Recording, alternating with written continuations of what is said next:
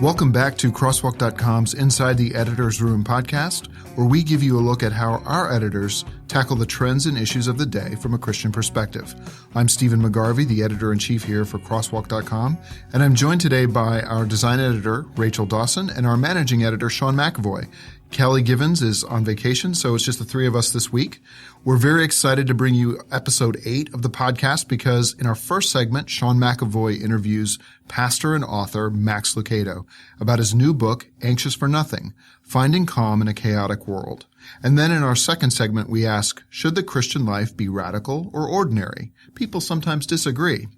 Followed by our final regular segment, Check This Out. So Sean, Max is a big deal in the Christian space, and we've interviewed him a few times, and he's got a lot of like dozens and dozens of books out over the years. I remember going back to date myself again, back when I was in high school in the late 80s is when he sort of came on the scene in the Christian space, and people were very much appreciative of his writing and his work, and his notability has not diminished in that time. So now he's tackling the issue of anxiety in his new book, Anxious for Nothing, Finding Calm in a Chaotic World. What did you learn from Max in your time on the phone together? Well, it's interesting, Steve. You're right, first of all, about I first found Max late 80s, early 90s, and he's actually the reason I wanted to become, kind of a Christian writer and get into the field. So he's like an inspiration to you. He was an inspiration to me. So it was a big deal for me when I first got to interview him a few years ago, and now we've gotten to talk several times about the books he's had coming out over the years. Anxious for Nothing, very interesting topic. So many people I know personally being diagnosed with anxiety these days, beyond even just depression.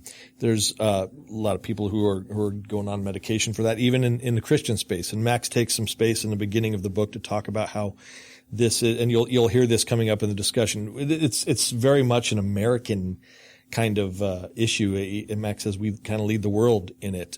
So why though?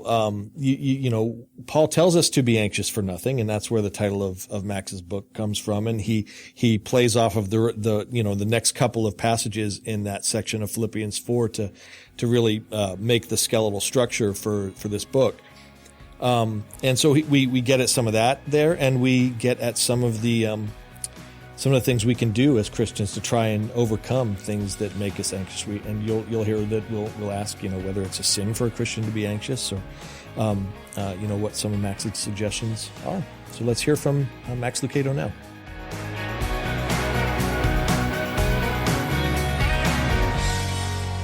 Let me start by asking you, if we Christians believe and know that Jesus is our Prince of Peace and that he brings us a peace that passes understanding, why are we so prone to anxiety?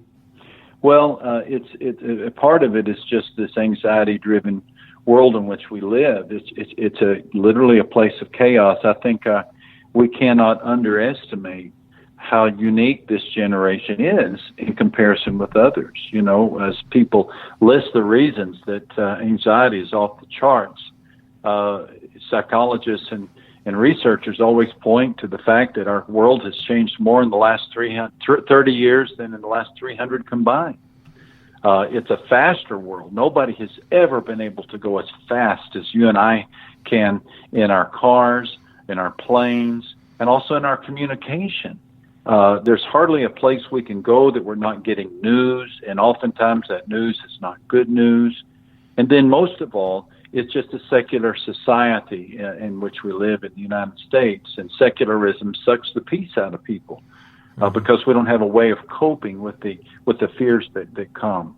And so there's many reasons that even Christians feel this anxiety. Kind of along those lines, you make the point in the book that we Americans would pretty much take the gold medal in anxiety. Yeah. Why do you think citizens in countries with fewer possessions or more difficulties or more persecution are more tranquil generally? Is that not the most interesting thing, Sean? And I've wrestled with that. I mean, one of the more interesting statistics I came across is that people in third world countries are far more at peace and less battle lower levels of anxieties than we do, even though they have many of the fewer of the conveniences that we do. And when they come here, their anxiety level picks up. It's as if our anxiety is contagious. I think there are two reasons for that. By and large, people in third world countries are faithful people. They seem to be people of a deeper faith, maybe by necessity. And then number two, their days and their lives are simpler. They are a reflection of the day that my great granddad must have had, when he could go no further than his horse could go on a given day. Whereas I could go, if opportunity presented itself, I could be on an airplane for 17 or 18 hours. And so my days are far longer than theirs. I think in third world countries, there is more of a respect to time, and their days shut down when the sun goes down. And so some real practical things like that, I think, have an influence on that, on their anxiety level. Well, understanding then that this book is going to, be a big topic with just how many Americans are being diagnosed with anxiety. Tell us a little bit about what you write about in the book about how to get calm. First, we celebrate God. Then we ask God for help. We leave the problem with God, and then we meditate on good things. So basically, the idea of the book is to help people have this as a tool with which to respond to the presence of anxiety. Again, anxiety is going to come. The presence of anxiety, anxiety will always knock at the door, but we don't have to invite anxiety in for dinner. So if Paul tells us to be anxious in nothing, and we know that anxiety will come, but is it a sin then to be anxious for a Christian? Anxiety is not a sin. Anxiety is an emotion, and emotions in and of themselves are not sins. But they can certainly lead to sins, can't they? If I allow my anxiety to drive me into binge drinking or binge shopping, or I allow my anxiety to cause me to be withdrawn from my family for whom I've been assigned to be a caregiver, or if I allow my anxiety to make me bitter or angry or to lash out or to try to get back, then sin surfaces as a result of inappropriately dealing with anxiety. But anxiety is an emotion. It is emotion like sadness. It is emotion like guilt. It is emotion like joy. And so the emotion in and of itself is not sinful. But if it's not dealt with appropriately, it can cause us to make decisions that we will certainly regret.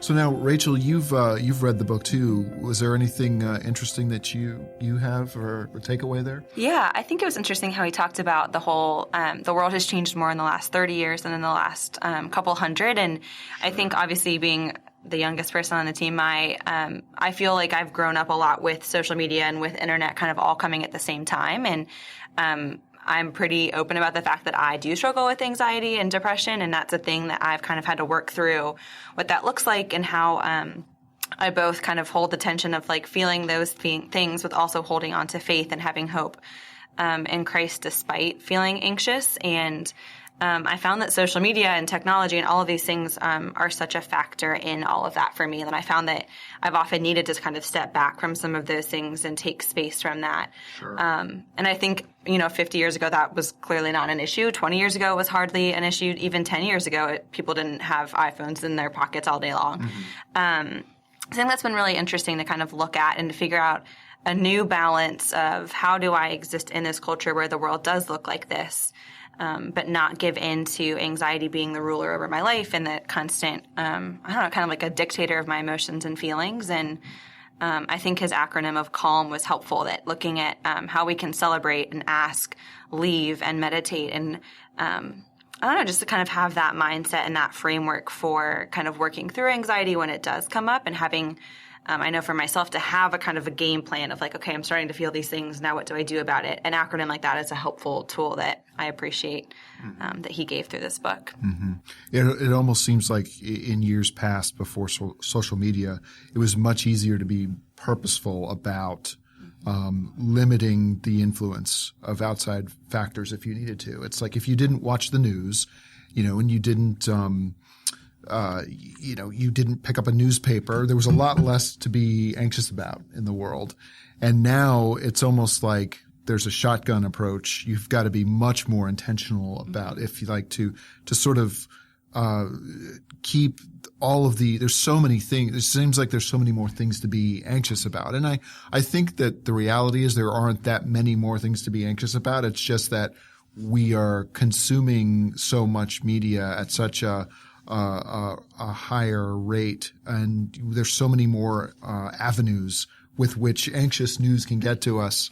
There's so many more ways to communicate with the world and with people that it can be very difficult to not let that pile up and weigh us down.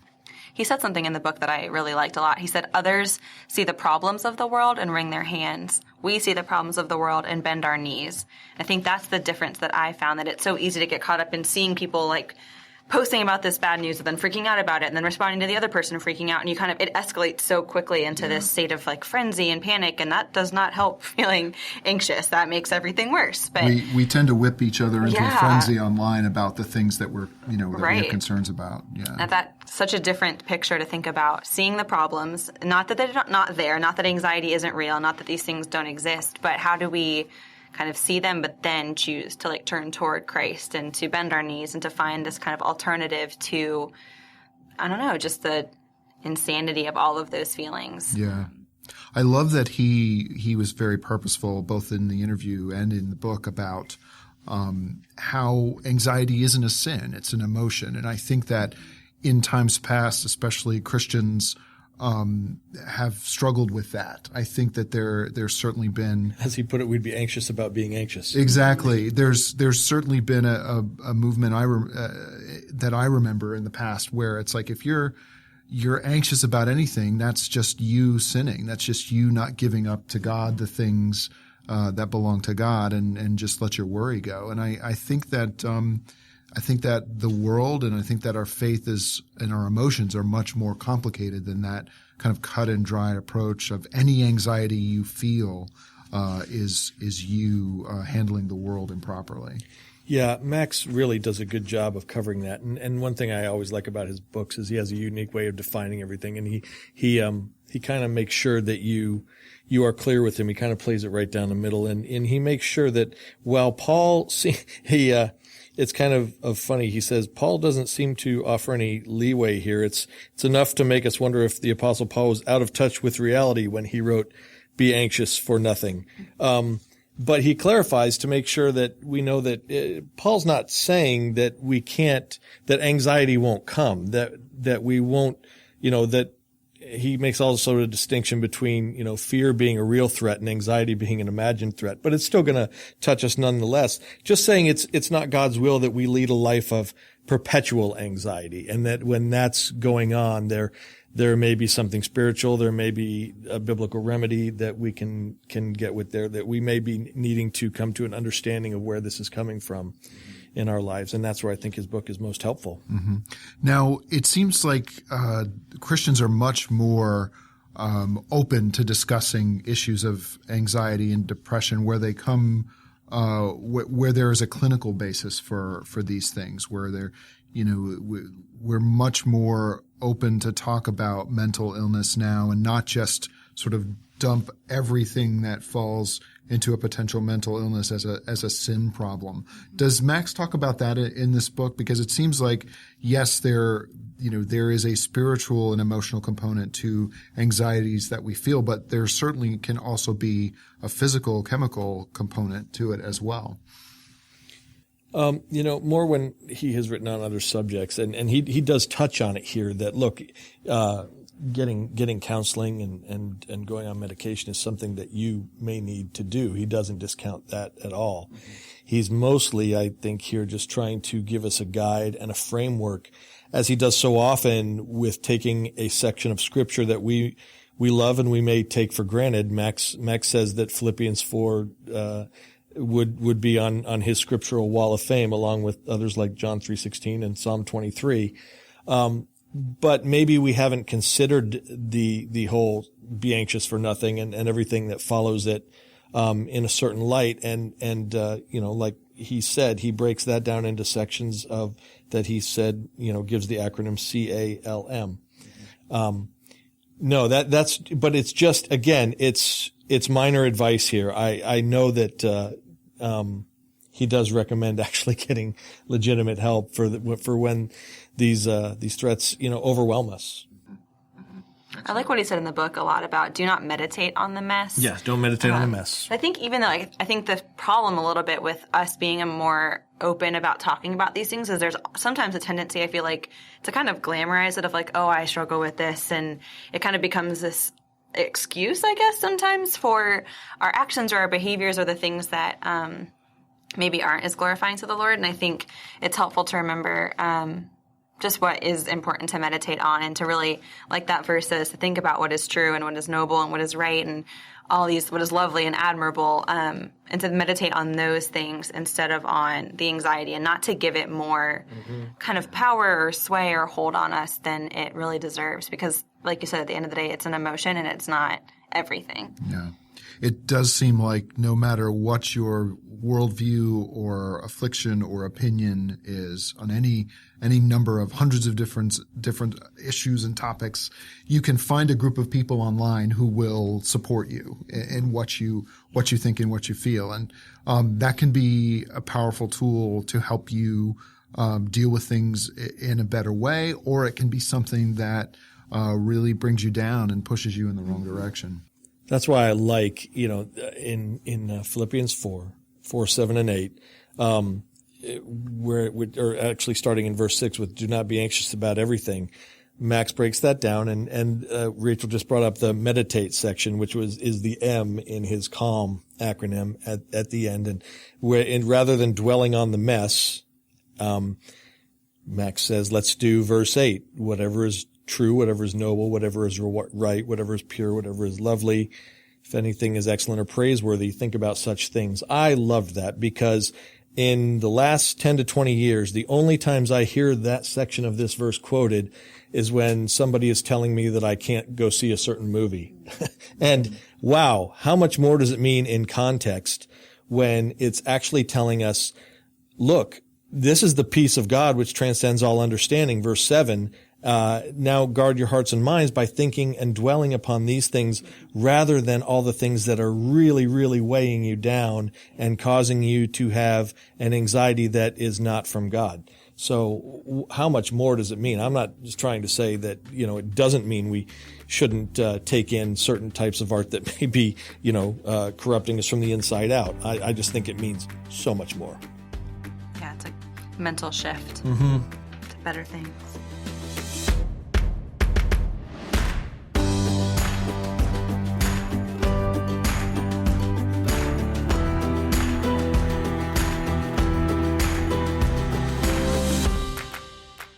So, guys, we've noticed a trend amongst the Christian bloggers that we read from time to time. It seems like lately there are a lot of people writing about being ordinary and how being ordinary is the way to go in your Christian walk, and don't be obsessed with doing radical things, or don't be depressed when your life doesn't seem like you're out there doing amazing things that are notable to the rest of the world. Sort of, and it seems in some respect, it is a response to David Platt's book, which came out in 2010, I believe, called Radical, where he sort of advocated a perspective of don't be ordinary. And I think that a lot of that is people. There's a lot of conjecture as to what David Platt meant rather than taking him at face value and what he wrote in the book. But, I know I have a lot of friends who were very influenced by the book Radical, and, some of whom changed their lifestyle. They sold off possessions and advocated moving to the inner city and doing living a life that's much more ministry focused. And then a few years later, Michael Horton wrote a book called Ordinary, where he sort of it seemed like he was talking past what David Platt was actually saying, but sort of like a reminder to people that ordinary doesn't mean necessarily be mediocre. It just there is greatness in the ordinary, in the day to day of how we live our lives for Christ. So I'm curious to know what you guys think about all that. Have you guys read anything recently that debates that like I have? Yes, there is, as you mentioned, a lot of content in the last few years about, and I think it comes from to some extent, this response to radical. To another extent, it comes from the Facebook comparison type stuff that goes on. And another, it just comes from the tensions of living the Christian life. Yeah, Jesus did live, he's our model, our example, and he did live a radical existence. I once wrote a devotional about how I rather kind of envied him for having no place to lay his head. I think it does handicap me sometimes in living a very Christian walk by having so much to lose. On the other hand, it seems to me though that, you're the average Christian out there reading all of this stuff. Like what is the message? Like what do we do with that? Are we to focus on living life differently in a radical sense, or are we to focus more on being ordinary? Well, which one are you struggling with at the time would be my question. I mean, it's like, if you're feeling, way too bogged down, like that you're not doing enough, I think the message is for you, like God can use you where you are, and there's freedom and grace in this. Neither extreme. Just like everything in the Christian life, do I speak the truth or am I loving? Well, you're not meant to go so far to either extreme that you become an absolute Bible bludgeoning jerk on the one hand, or a wishy-washy, nothing means anything kind of person on the other hand. There's a lot of grace here. It's like, well, you need to know that if you are in the job you don't want right now, or you feel like everyone is doing more than you for the kingdom, that's okay. God may still have you where he wants you. But if you are in a rut, maybe you need to try something radical and different in your life and follow more after the model of Christ. I've always been somebody that takes a very black or white approach, as this is something that for a while I felt very much like I need to do all the things that radical says to do, or I need to be totally content and where I am and be fun with that and put my roots down and just really be present here. And I think I'm learning in a lot of this to find that gray area, and that there's a lot of it's healthier almost to be in that place of, like you said, if this is where I am, what are the things that I can do that do fuel my fire and my desires and also glorify the Lord and kind of co-work with Christ in where I am, and not feel like, oh, I have to, sell everything and go be in the Peace Corps or go be a missionary in this other country or do the world race that everybody else is doing in these 11 countries in 11 months or all of that. And also that there's something to be said for just, this is where I am, and I do have a 9-to-5 job, and, what do I do in that, like you were talking about, Sean, of finding the kind of more radical things in the ordinary lifestyle that I have. But it's an interesting place to kind of be in that. I think there is a middle zone. I think it's a good place to be, of combining kind of, this is what my life looks like right now, but also how do I be open to what Christ might be doing that might be a step out of the comfort zone still where I am, and how do I kind of have that awareness to see that and that willingness to engage with that and to be faithful wherever he calls you or wherever he asks you to stay. And you know what, Rachel, I think it's a slight switch at the top. That middle zone, I think we Christians have a hard time understanding that middle zone because we think it means lukewarm or uncommitted. Right. Whereas I would argue that many times it means balanced. Yeah. And that there are paradoxes in the Christian life that we can reconcile, that aren't necessarily contradictions. And it's that kind of thing. And that when I live in that balanced way, it can help me see something like my air conditioning goes out. Well, that's not because I'm living too radical or too ordinary a life to deal with it. Maybe that I can just view it as, wow, this will get me out into my neighborhood now, and maybe I can meet some needs or get to know somebody I haven't gotten to know, or a solution can present itself. So just being open to seeing, knowing that it's okay to be where you are, but it's also, gosh, there's a whole world of grace out there and a whole lot of opportunities. And you don't have to, you aren't stuck where you are. You can go live those. I loved Radical when it came out. I don't remember a lot of it, but I remember its impact, when I read it when it first came out. And it certainly did shake some people up and sort of, we should, as Christians, we should never, I think, be in a place where we're not willing to reassess what's going on around us and what's going on in our lives from a biblical perspective. And, time and knowledge about Scripture and wisdom and the influences around us certainly are factors in how we take those things in and apply them to our lives. I appreciated his perspective. I also appreciated in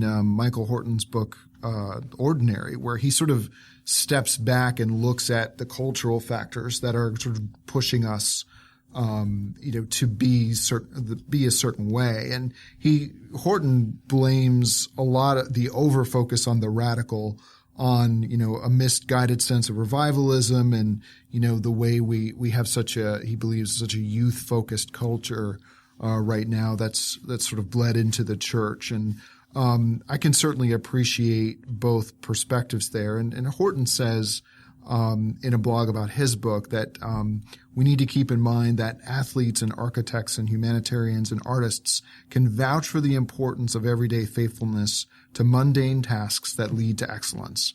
But even if we're not headliners in our various callings, it's enough to know that we are called there by God to maintain faithful presence in His world.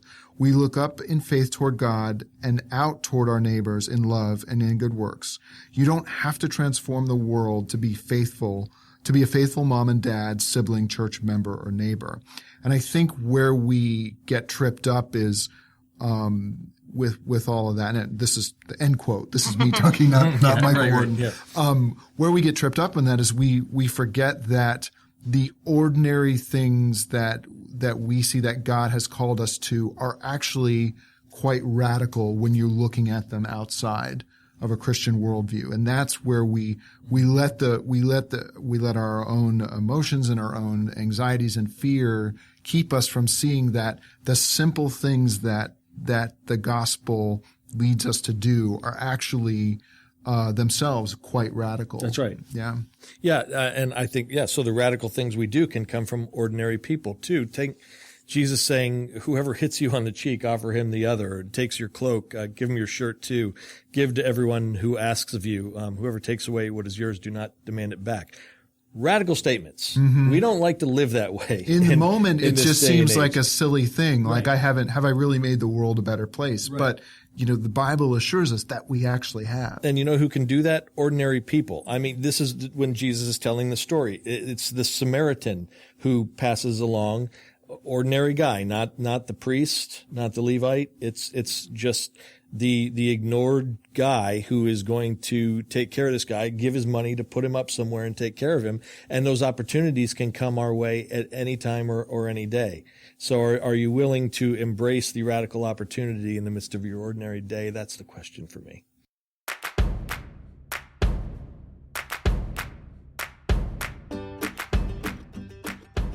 And that brings us to the segment of our podcast we like to finish with every week about the things that we've found out in our exploration of the Christian space that are making us happy. We call this Check This Out, and we'll lead off this week with Rachel Dawson.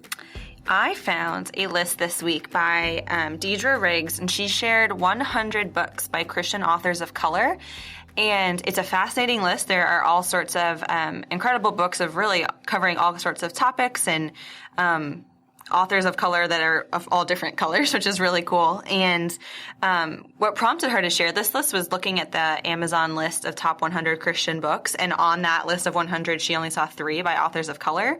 So this list was her response of like, we need to change this, and we want to kind of encourage people to be reading a more diverse things from more diverse authors. And I really appreciate that a lot. I've been making much more of an effort in my own life to read books by all different sorts of authors, whether their beliefs are different or their skin colors are different, or just wherever they are on any sort of spectrum. I'm trying to kind of diversify my reading there. So this is an awesome list. There are really great books to be found here, and I will share the list in the show notes so everyone else can check these out, and hopefully that Amazon list will start to look a little more diverse here soon. What about you, Steve? Well, I recently took the opportunity to check out a show on Netflix called The Crown, which everyone I know likes The Crown, which I put off for quite a while because I thought it looked boring and not something that I would be interested in. Although I do tend to like British television. I made that mistake with Downton Abbey at first, too.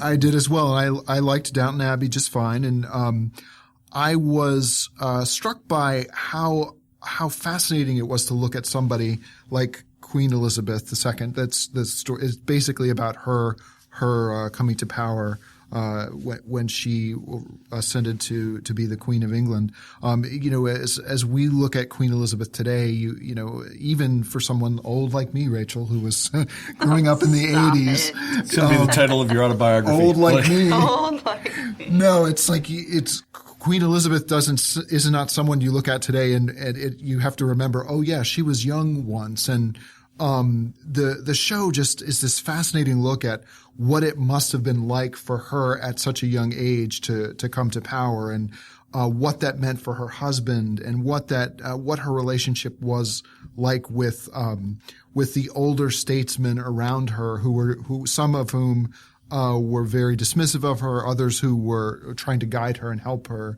And the acting is some of the greatest acting I've seen on television. I don't say that. I know that sounds like hyperbole. I don't say that lightly, but I was blown away by Claire Foy's performance, and Matt Smith, who, like I am a Doctor Who fan, people will recognize him as Doctor Who.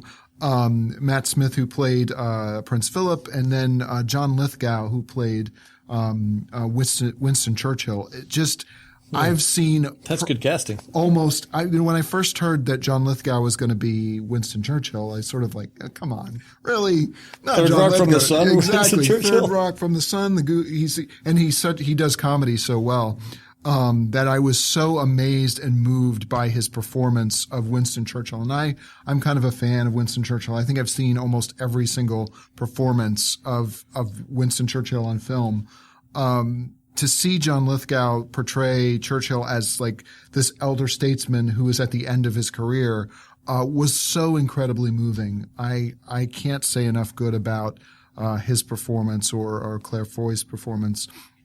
Netflix did such an amazing job putting this together, and I just loved it when I expected that I'll just watch it because everybody's talking about it, and I found it very interesting and moving as a take on some of these historic people. So yeah, The Crown is available on Netflix.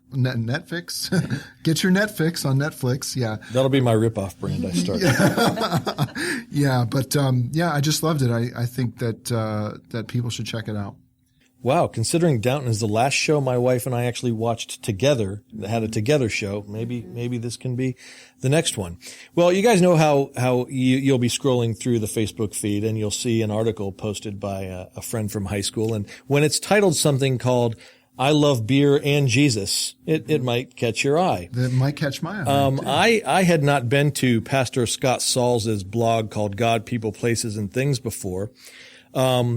But Scott has a guest post this week, and so he only writes a paragraph himself, and then he introduces this post written by a member of his congregation. And Scott starts it off by saying, you know, every now and then God throws something a pastor's way to remind said pastor that the gospel is sinking into the congregation he serves. And so he has a guest piece here, something that one of his lay people had written titled I Love Beer and Jesus, and it's really a fascinating take, and it's not really about what you think it's about. It's not just saying, I'm going to have my beer and here's why. It's just a guy saying, look, I'm a normal guy. I'm pretty smart. I've really looked at everything in my life. And he's really writing to friends and his family and his kids, explaining why, he has come to the conclusion that Jesus and Christianity, are the way. I wanted to share with you, one quick quote here where he says, why Christianity? I told my wife a few months back that there are two groups of people in general that irritate me more than any other, rich people and Christians. This is ironic since my chosen profession centers around rich people and my chosen faith is Christianity. In the public square, some who claim to be Christians come across as hateful, self-righteous, two-faced, hypocritical, conceited, closed-minded idiots. Wow. From gay bashing to racism. Yes, doesn't mince words there, does he? Christians have often been at the forefront. On a more selfish level, my dislike of Christians may stem from the fact that I like to have fun and a lot of Christians seem like duds. I'm going to leave that there as a little bit of a tease because what he goes on to say is that, you know what, that stereotype right there is just that. It's a stereotype. The Christians you think are representing us are not the ones you want to study. You want to study the ones who are, too busy doing other things, too busy living out the call of Christ in their lives to bother with that kind of thing. So it's very uplifting, and it really is great coming from just a member of the congregation who is listing out all these great reasons for why to follow Jesus and why to be a Christian. And even when you are, as he calls himself, someone who really likes beer and drinks too much of it and yells at my kids way too much. So, way to go, Jeff Hayes and Scott Sauls for passing that along. It's something I think we can all get something out of, even if the section I read maybe got under your skin a little bit. Maybe that was my intention. So.